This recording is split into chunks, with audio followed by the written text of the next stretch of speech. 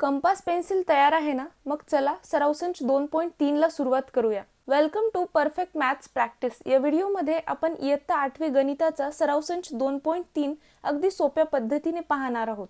यातला पहिला प्रश्न, रेषा यल काढा। स्केलच्या सहाय्याने सर्वात आधी आपण रेषा यल काढूया। व्हिडिओमध्ये क्लिअर दिसण्यासाठी मी पेनचा वापर करत आहे, तुम्ही पेन्सिलचा वापर करा। रेषा यल काढली, त्याच्या दोन्ही बाजूला असे बाण द्या। याचा अर्थ की ही रेषा आपण दोन्ही बाजूने वाढवू शकतो। मग त्याच्या पुढे म्हणलेले आहे, त्या रेषेबाहेर बिंदू ए घ्या। या रेषेच्या बाहेर आपण कुठेही बिंदू ए घेऊ शकतो। फॉर एक्झाम्पल आपण इथे बिंदू ए घेतला।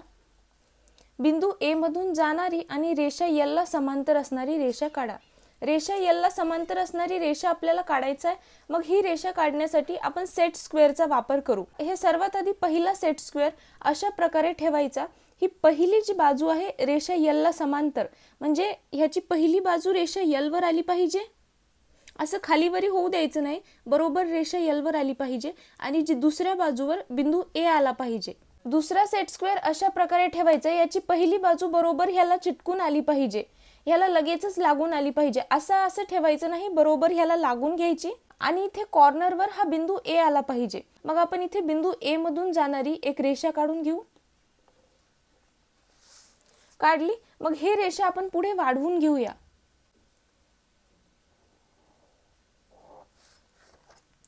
हे झाली रेषा यल ला समांतर रेषा काढली आपण, ह्याला रेषा यम नाव देऊ शकतो। दुसरा प्रश्न, रेषा यल काढा। आपण इथे एक रेषा यल काढून घेऊ। हे पण पहिल्या प्रश्नासारखंच आहे, रेषा यल काढून घेतली। मग त्याच्या पुढे म्हणलेले आहे, त्या रेषेबाहेर बिंदू टी घ्या। या रेषेच्या बाहेर आपण कुठेही एक बिंदू टी घेऊ शकतो। बिंदू टी घेतला। बिंदू टी मधून जाणारी आणि रेषा यल ला समांतर असणारी रेषा काढा। रेषा यल ला समांतर रेषा काढायची आहे। आत्ताच आपण केल्यासारखं दोन सेट स्क्वेअर घ्यायचा। पहिला सेट स्क्वेअर घ्यायचा, याची पहिली बाजू रेषा यल वर आली पाहिजे आणि दुसऱ्या बाजूवर बिंदू टी आला पाहिजे। दुसरा सेट स्क्वेअर अशा प्रकारे ठेवायचा, याची पहिली बाजू याला लगेचच लागून आली पाहिजे आणि इथे कॉर्नरवर बिंदू टी आला पाहिजे। मग आपण इथे रेषा काढून घेऊया। समांतर रेषा काढायची आहे आपल्याला। ही रेषा आपण पुढे वाढवून घेऊ।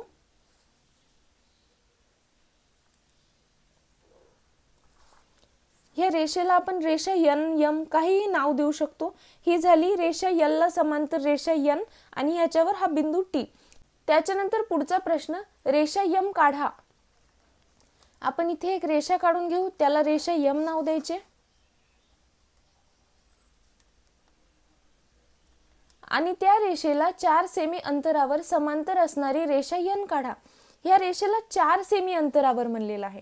स्केलची जी खालची बाजू आहे रेषा यम ला समांतर घ्या, म्हणजे बरोबर 4 सेमी अंतर येते। असे वाकडे तिकडे होऊ देऊ नका। इथून 4 सेमी अंतर घ्यायचे आहे। हे बघा इथे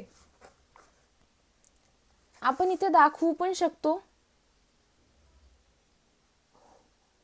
हे 4 सेमी अंतर आहे।